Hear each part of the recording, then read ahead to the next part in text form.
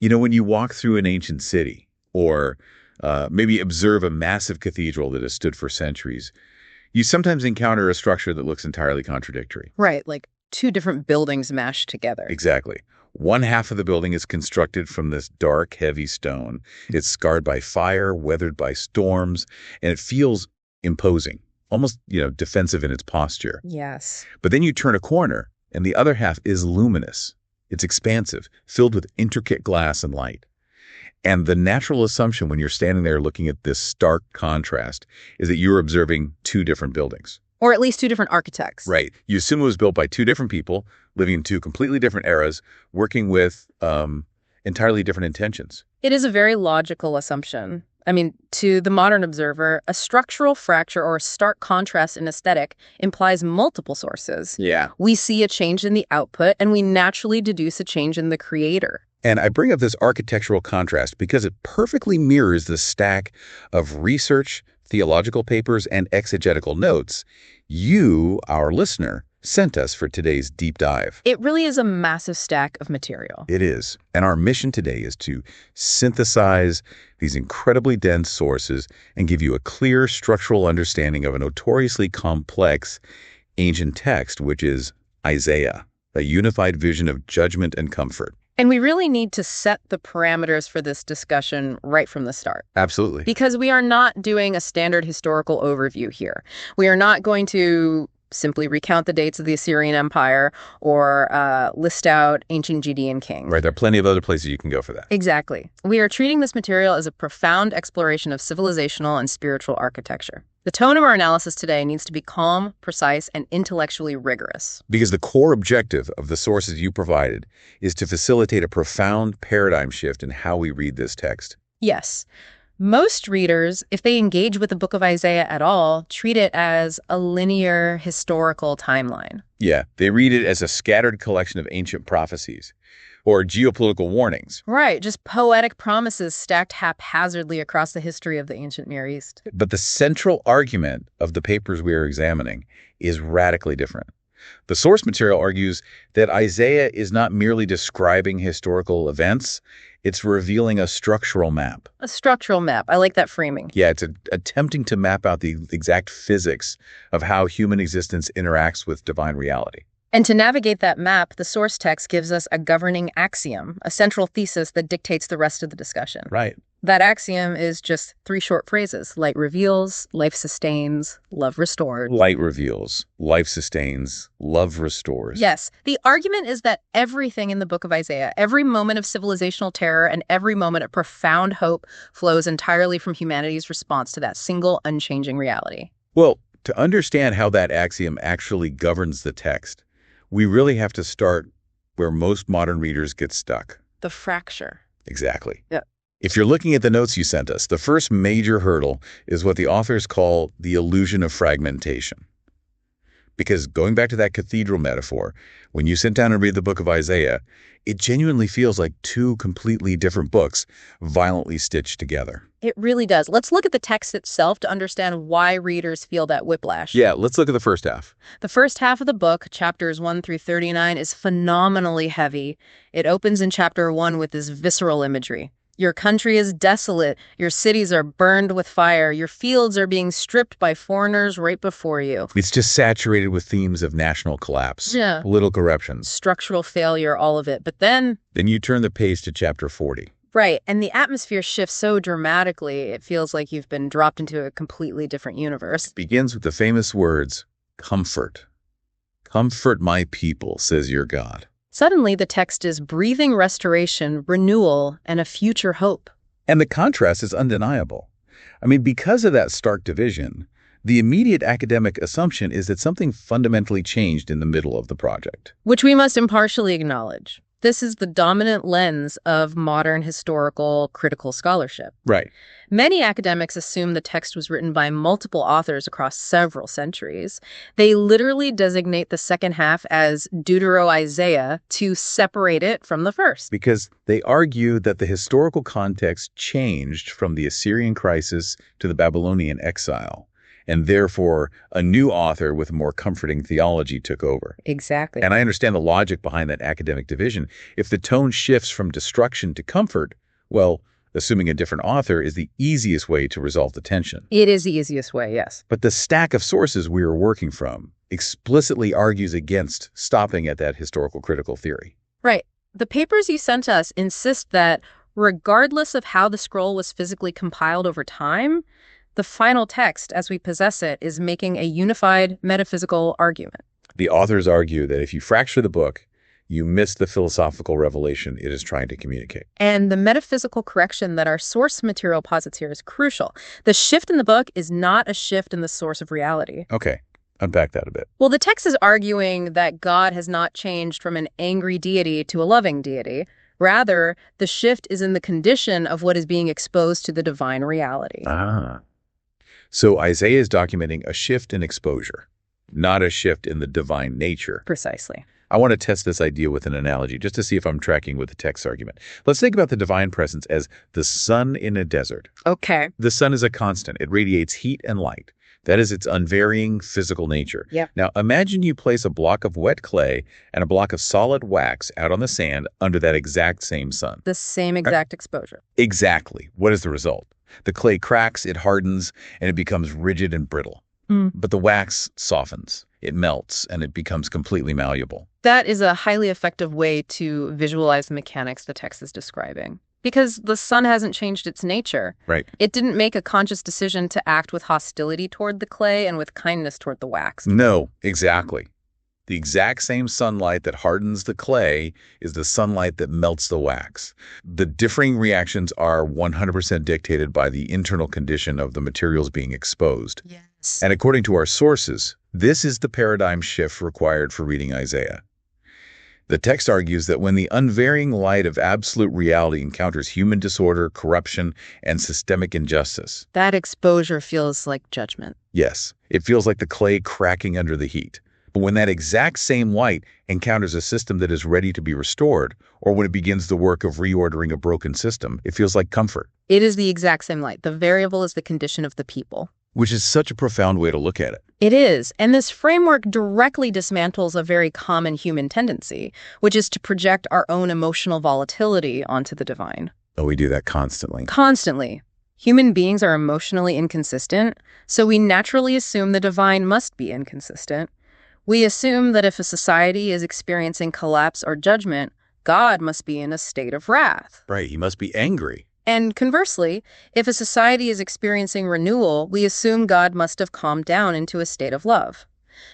But the thesis of Isaiah, according to our sources, is arguing for a terrifyingly beautiful consistency. The light simply is, we are the variable. Exactly. But if that consistency is the structural law of the book, the sources argue we can't prove it by looking at chapter 40 where the shift actually happens. No, we have to go back to the beginning to see how this law of physics is established. Right, and the papers point directly to Isaiah chapter 6 as what they call the ontological anchor of the entire text. Yes, chapter 6 is pivotal. I have to stop you there, though, because ontological anchor is dense academic jargon. It is. But for the listener trying to grasp this on their commute or while they're doing the dishes, what does ontological actually mean in the context of reading an ancient scroll? It is a fair request for clarification. Ontology is the philosophical study of being, of existence, of what is fundamentally real. Okay.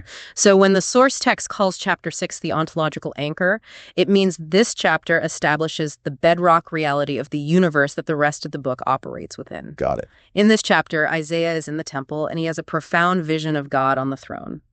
But the commentary you provided insists on a vital distinction here. Isaiah is not seeing a poetic symbol. Right. He's not looking at a metaphor crafted to help his primitive human mind understand a complex idea. No. The text posits that Isaiah is seeing reality clearly. He is seeing actual, absolute reality, perhaps for the very first time in his life. Let's look at the tack of that vision just to ground us. It says, "The Lord is seated on a throne, the train of his robe fills the temple, and the seraphim," these angelic beings, are calling to one another. Holy, holy, holy is the Lord Almighty. The whole earth is full of his glory. Yes. And notice the tense of the reality being described. The throne isn't in the process of being established. It is already established. Right. It's a current state. The presence of God isn't arriving from somewhere else to intervene. It already fills everything. And the declaration of holy, holy, holy isn't a reaction to a new event. It is the constant, eternal resonance of what is real. So Isaiah is not reacting to a deity suddenly showing up and deciding to be dangerous. No, Isaiah is reacting to the terrifying experience of reality finally being perceived accurately. And his reaction is definitely not what we would typically expect from a religious experience. I mean, he doesn't express awe or gratitude. He says, "Woe to me, I am ruined." Or in some translations, I am undone. I am undone. Because he realizes he is a man of unclean lips, living among a people of unclean lips.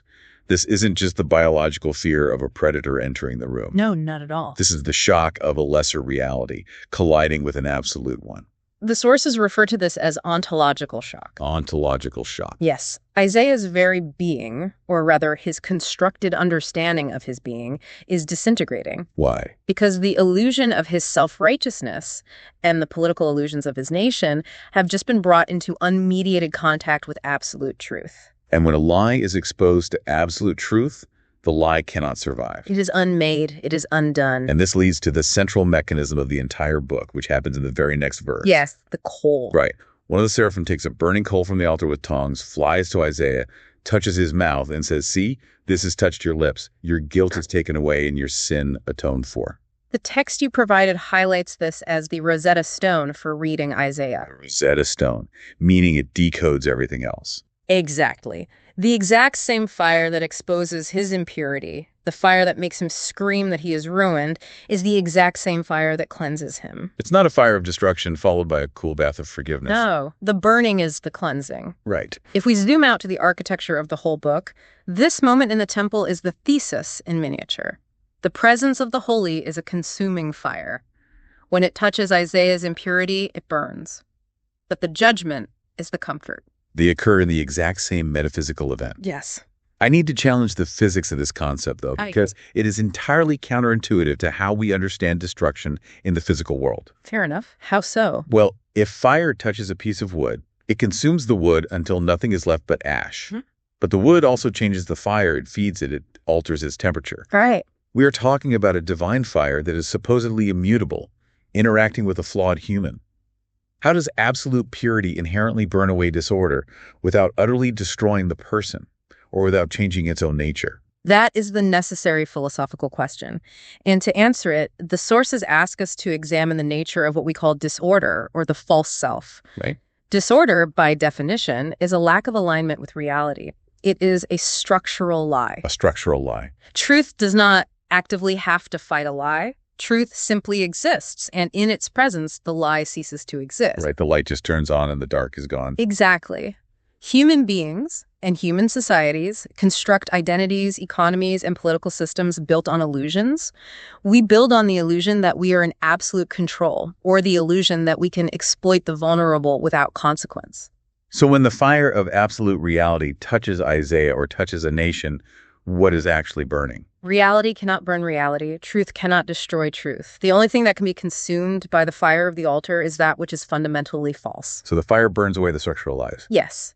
And to the person or the society that has heavily identified with their false systems, this process feels exactly like destruction. It feels like death. You cry out, "I am undone." But to the core of their being, to the part of them that is actually real, it is purification. That distinction fundamentally changes how we read the terrifying first half of the book. Completely. It feels like destruction. Because humanity is so attached to the disease, it actually makes me think of a medical analogy. Let's hear it. If a patient identifies entirely with a cancerous tumor, the surgeon's scalpel feels like a weapon of murder. Ah, that's a sharp analogy. But if the patient identifies with a healthy body, the scalpel is an instrument of salvation. The scalpel doesn't change its nature, it merely cuts. Right. Its intention is purely restorative, even when it is causing trauma to the tissue. If we accept that the fire of God's presence naturally acts as this scalpel, cutting away the false structures, we have to completely redefine what the word judgment means in the first 39 chapters of Isaiah. We do. And the source material spends significant time dismantling the culturally ingrained caricature of judgment. Because we have such a specific image in our heads when we hear that word. We have to move away from the image of an angry deity sitting in the clouds, throwing lightning bolts because humans broke an arbitrary set of rules. Right.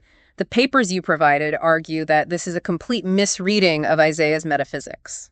How does the text redefine it then, if it's not arbitrary anger? The text frames judgment as the natural, inevitable consequence of structural misalignment. Structural misalignment. Judgment is simply what happens when a disordered system is forced to exist within a reality governed by absolute truth. It is not an arbitrary penalty handed down by a frustrated judge. It is a matter of structural physics. Let's ground this abstract idea in a specific analogy, specifically looking at architecture. Okay. Imagine a commercial skyscraper being built in the center of a city.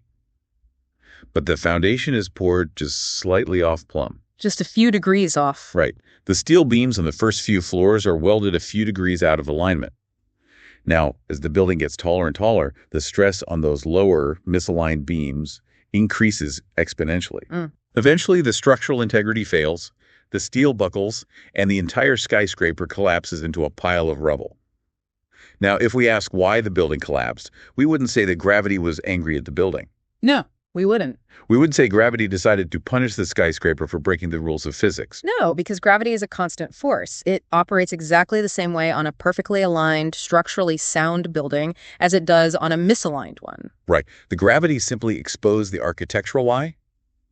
The building was constructed in rebellion against the fundamental physical forces of the universe. Exactly. The collapse was the natural result of a closed system trying to sustain itself in misalignment with reality. And according to our sources, this is how Isaiah views moral and spiritual judgment. Judgment is not the angry fist of God smashing a city. Judgment is the exposure of the lie. It is the collapse that naturally occurs when humanity builds systems of injustice that are out of plumb with the moral physics of reality. And if we look at the specific textual evidence in the first half of Isaiah, we see this exact dynamic playing out. Look at chapter 5, the famous Song of the Vineyard. Or the subsequent chapters detailing the corruption of the Judean courts. Yes. The text explicitly points out the bribery of judges, the exploitation of the poor, and the accumulation of massive estates at the expense of the vulnerable. These are the buckling steel beams of ancient Judah. Exactly. The society is separating from the source of life and truth. Because going back to our axiom, light reveals and life sustains. If a society cuts itself off from the truth that sustains it, the resulting darkness and collapse isn't a punitive lightning bolt. No. If you unplug a lamp from the wall, the darkness that fills the room isn't a punishment from the electric company. It is the natural consequence of severing the connection to the power source. That's a great way to put it. And the text illustrates this historically through the political decisions of King Ahaz. Oh, right, the Assyrian alliance. Yes. Instead of trusting the alignment of the divine reality, Ahaz tries to build a security apparatus by making a disastrous alliance with the brutal Assyrian Empire. He is building the skyscraper off plumb. Exactly. And Isaiah warns him that the very empire he's relying on will be the flood that overtakes his nation. The text is revealing a deep causality here. Life cannot sustain itself apart from its source. The withdrawal of alignment produces the breakdown. And the sources emphasize a painful corollary to this. This structural collapse is absolutely necessary if reality is ever going to be restored. It's unavoidable. You cannot build a new, perfectly aligned skyscraper on top of a crooked, collapsing steel frame. The old false structure must be fully exposed and allowed to fall. The society must be undone, just as Isaiah was undone in the temple before it can be cleansed. Which means that those heavy, dark, seemingly hopeless chapters of Isaiah are not evidence of God's absence or God's hatred. No, they are the severe mercy of a reality that refuses to allow a destructive lie to stand forever. They are the necessary exposure of the decay. And once that collapse has occurred, once the false building is in ruins and the illusion is shattered, the text pivots to the next phase of the exact same reality, which is comfort. We turn the page to chapter 40. Exactly. But just as the sources forced us to redefine judgment, they insist we completely discard our modern definitions of comfort. This is a critical point of friction for modern readers. It really is. When we read the words comfort, comfort my people, our contemporary minds immediately import a therapeutic definition of that word. We think of comfort as emotional soothing. Right. We picture a warm blanket, a cup of tea, and someone patting us on the shoulder telling us that our pain is valid and everything will be fine. Therapeutic comfort is fundamentally about making someone feel better about their disorder. It is pain management. But the text is absolutely not offering emotional sentiment or pain management. It is offering the structural restoration of reality. Structural restoration. Yes. Comfort, in the ontological framework of Isaiah, is the act of bringing what is disordered back into right relation. It is making the fractured system whole again. It is the return of structural alignment. To clarify the difference, let's contrast therapeutic comfort with what the sources call ontological comfort, using a physical injury as a model. Okay, let's do that. Imagine you have a compound fracture in your leg. The bone broke, and because it wasn't treated properly, it healed crooked. Painful. Very. Now, every time you put weight on it, you experience agonizing pain.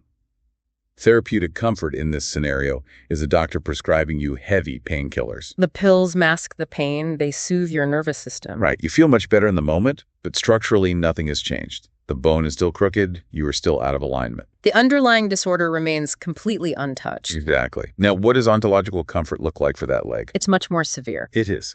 Ontological comfort is the orthopedic surgeon taking you into the operating room, re-breaking the bone, realigning the jagged edges perfectly, pinning them together, and setting the leg in a rigid cast. And setting the bone involves immense trauma. Yes, it involves the fire, the exposure, the breaking of the false structure that had formed, but it is the only path to actual physical wholeness. It cures the disorder rather than just soothing the symptom. So when the text says, "Comfort, comfort my people," it is announcing that the great painful realignment of the universe has begun.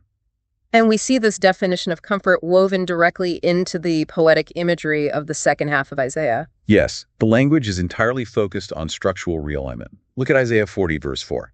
"Every valley shall be raised up, every mountain and hill made low. The rough ground shall become level, the rugged places a plain." It is architectural language. It is talking about bringing the earth back to plumb. Later chapters speak of the wilderness becoming a fertile field, blind eyes being opened, and deaf ears being unstopped. The text is constantly describing a process of right-sizing, putting elements back into the positions they were originally designed to occupy. And what the authors of your provided notes point out is that in all of these promises, nothing new is being created. Right. The comfort being offered is not a novel invention. A blind eye seeing is not a new biological concept. It is simply the restoration of the eye's original intended function. A fertile field is just the earth doing what it was designed to do before the drought of judgment. The profound comfort of Isaiah is the realization that the distortion is being removed, and what was always fundamentally true is being reestablished. But this brings us to a massive, seemingly insurmountable problem in the text's logic. Yeah, the mechanics of it. Right. We have established that humanity is structurally misaligned. We are the crooked skyscraper, the badly healed bone. And we have established that this misalignment naturally leads to the collapse we call judgment. Yes. And we've established that comfort is the realignment of that structure. But how does a broken system fix itself? That's the million-dollar question. A collapsed building cannot spontaneously rebuild its own steel frame. A crooked bone cannot snap itself back into perfect alignment without an external force acting upon it. It cannot. And that is the inescapable tragedy of the human condition that the entire first half of the book documents so exhaustively.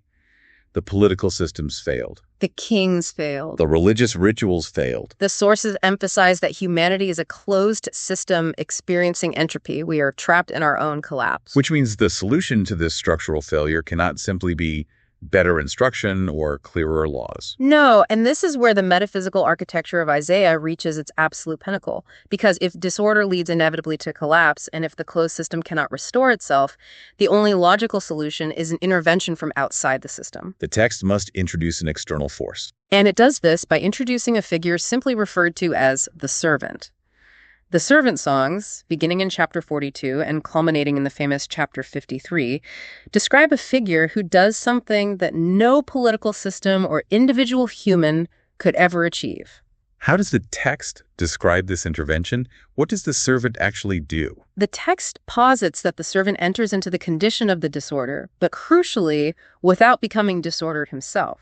I want to pause and really drill down into that because it is a staggering philosophical concept. He enters the condition of disorder without becoming disordered. It is the only mechanical way an intervention can succeed. Walk me through that. Think about the collapsing building. If a rescue worker enters the collapsing building and is crushed by the falling beams, they become part of the casualty list. Right, they are corrupted by the disorder. Conversely, if they stay safely outside the building, they remain perfectly intact, but the building still collapses and the people inside perish. So what has to happen? To save the structure, an anchor must be placed inside the space of the fracture. The servant must enter the collapse, absorb the incredible kinetic energy of the falling structure, and yet maintain perfect, unbroken structural integrity. I need to push back on this idea of ontological intervention, specifically playing devil's advocate regarding the necessity of it. Please do. Why couldn't humanity just be given a clearer set of rules? Why was a physical, real world entering into the fracture actually required? Okay. If the divine reality is absolute, why couldn't God simply speak from the heavens, declare that the building was constructed incorrectly, hand down a flawless set of blueprints, and tell humanity to try again? Your question touches on the concept of entropy you mentioned a moment ago. Right. In physics, the second law of thermodynamics states that in a closed system, entropy, which is the measure of disorder or randomness, always increases over time. It naturally decays. Yes. You cannot reverse entropy simply by introducing new information. You can broadcast a new set of orbital instructions to a dying star, but that information will not stop the star from collapsing under the weight of its own gravity. Because instructions require the structural integrity and the power to execute them. Precisely. According to Isaiah, humanity was a closed, collapsing spiritual system. The momentum of our moral and systemic misalignment was already terminal. We didn't need a better teacher or a clearer blueprint. We needed a savior. We needed a perfectly ordered, external force to physically enter the closed system. And by entering it, that force absorbs the entropy. It reverses the collapse by taking the destructive momentum onto itself. Let's look at the specific text of Isaiah 53 to see how the authors of our sources prove this. The text reads, "Surely he took up our pain and bore our suffering, but he was pierced for our transgressions. He was crushed for our iniquities. The punishment that brought us peace was on him, and by his wounds we are healed." The sources place a massive emphasis on the fact that this is describing an actual physical ontological reality. Right. They argue fiercely against reading this merely as a symbolic gesture or a legal loophole. This is a vital correction to how this text is often taught in modern contexts. The concept of penal substitution is frequently reduced to a purely legal fiction. Yes, it is often described like a courtroom drama. You have a massive stack of parking tickets, the judge is about to throw you in jail, but a wealthy friend steps in and pays the fine for you. The debt is cleared on paper, but structurally, nothing about you has changed. You are still the same person who parks illegally. Right, the legal transaction doesn't fix the internal disorder. But the text of Isaiah is describing something much more profound than paying a fine. It is describing an actual reordering of reality. Yes. When the text says he was crushed for our iniquities, it is using the language of the collapsing building. The judgment, the fire, the collapse, the natural consequence of the structural lie falls directly onto the servant. He physically absorbs the fracture. But because he is perfectly aligned with the absolute truth, the fire of reality does not consume him. The collapse does not break his integrity. He exhausts the entropy. Wow. He becomes the new cornerstone. He provides the perfectly plumb anchor point within the ruins of the closed system, allowing the rest of the structure to finally be realigned to him. This is the mechanism of ontological comfort. Yes. By his wounds we are healed is not a metaphor. It is the structural blueprint for how a broken system is made whole by an external force absorbing its brokenness. And the most fascinating part of this deep dive is that this act of entering the disorder to restore alignment doesn't end with the final chapter of the book of Isaiah. No, it doesn't. The stack of sources you provided points out that this framework is the exact blueprint for what follows centuries later. This is the unifying thread that connects the ancient Hebrew text to the New Testament. The authors argue that Isaiah feels so remarkably complete as a philosophical document precisely because it establishes a pattern of reality that continues seamlessly into the Christian era. If you trace the continuous pattern we have laid out today, that light enters the world, reveals the truth, exposes the structural disorder, and ultimately absorbs the collapse to restore the system, You are looking at the exact trajectory of the life and ministry of Jesus of Nazareth as described in the Gospels. The New Testament writers explicitly understood this connection. I mean, John's Gospel begins by describing Jesus precisely in the terms of Isaiah's axiom. The true light that gives light to everyone was coming into the world. And the human response to that light remains completely identical to the response in Isaiah's day. It doesn't change at all. No. When the light of absolute reality shines into the first century world, some people violently resist it. They resist it because they prefer the dark, where their political and religious illusions remain unchallenged. But others receive it. Yes, they allow the fire to expose their false selves, and they say essentially what Isaiah said in the temple, I am undone. Which brings us to the ultimate diagnosis of the human condition, according to this unified vision. The fundamental problem facing humanity has never been a lack of information. No. We know what goodness is. We understand what justice requires. We don't lack the blueprint. The problem, as the text diagnoses it, is an active, entrenched resistance to what is already true. We suppress the truth because stepping into the light requires us to relinquish our illusion of control. We want to be the architects of our own reality, even if the building is collapsing around us. Exactly. Therefore, the solution to the human condition cannot be found in external compliance. It isn't about trying harder to follow the rules. Yeah. Or organizing better political structures. Because those systems are still built by misaligned materials. Right. The only solution is restored participation. It is allowing the false self to be undone by the light and coming into structural alignment with the reality of the servant. This framework completely synthesizes the grand narrative of the biblical text. And in doing so, it entirely shatters a fallacy that is incredibly prevalent in modern cultural critiques of religion. The idea that there is a primitive, angry Old Testament God of wrath who was eventually replaced by a progressive New Testament God of love. You hear that constantly. People say, I like the teachings of Jesus, but the God of the Old Testament wiping out cities is a moral monster. But the paradigm shift we've explored today completely destroys that dichotomy. It dismantles it by revealing a single, unbreakable continuum of divine reality. The light has always been acting in exactly the same way. Yes. The divine presence that exposes corruption and allows the crooked, unjust structures of ancient Israel to collapse under their own weight is the exact same divine presence that weeps over the city of Jerusalem in the New Testament because the people refuse to let him gather and heal them. It is the exact same divine presence that allows himself to be crushed on a Roman cross in order to absorb the terminal entropy of human sin. There is no shift in the nature of God. There is only the consistent, relentless pressure of absolute reality pushing against human illusions, offering us the terrifying comfort of true alignment.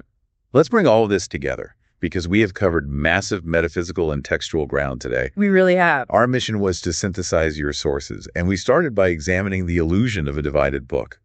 We saw that Isaiah is not a fragmented history text stitched together by confused editors.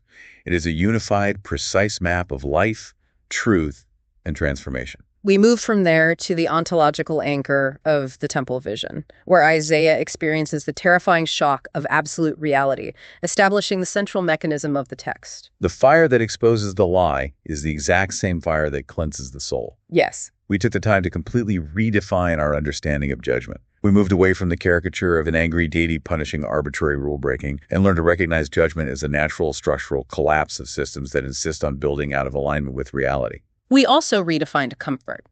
We stripped away the therapeutic idea of a soothing pat on the back and recognized comfort as the painful, necessary setting of a broken bone. The ontological restoration of what was lost. And finally, we explored the profound structural necessity of the servant.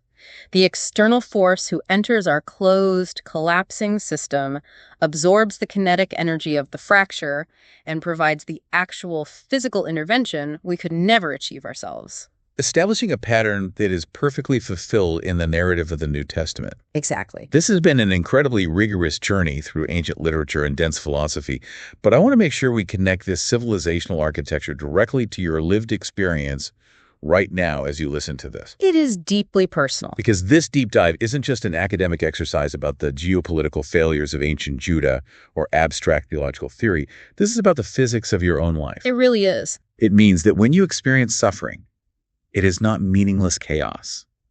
When the structures you have built begin to collapse, perhaps a career built entirely on ego, or a relationship built on manipulation and control that collapse is not random.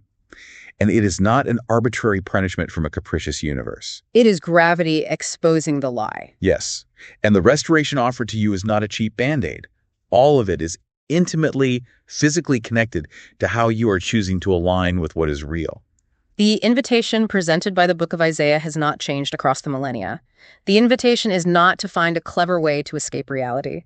It is not an invitation to build stronger, more resilient illusions. No. The invitation is to summon the courage to step out of the shadows, allow the light to expose the false self so it can be undone, and come into structural alignment with the truth. Because the exact same light that exposes is the light that restores. Yes. So as we wrap up this deep dive into the materials you provided, I wanted to leave you with a final lingering thought. A question for you to mull over long after this audio finishes. Let's hear it. We have spent this time discussing how the exact same fire that burns the false self is the fire that cleanses and heals. So what parts of your life are you keeping meticulously hidden in the dark right now? What structural lies are you holding on to? What are you desperately holding on to, thinking you are protecting yourself from the fire of judgment, when in reality you are only preventing your own comfort and delaying your own structural restoration? Think about the foundation you are building your life upon. Check the plumb line and let the light in.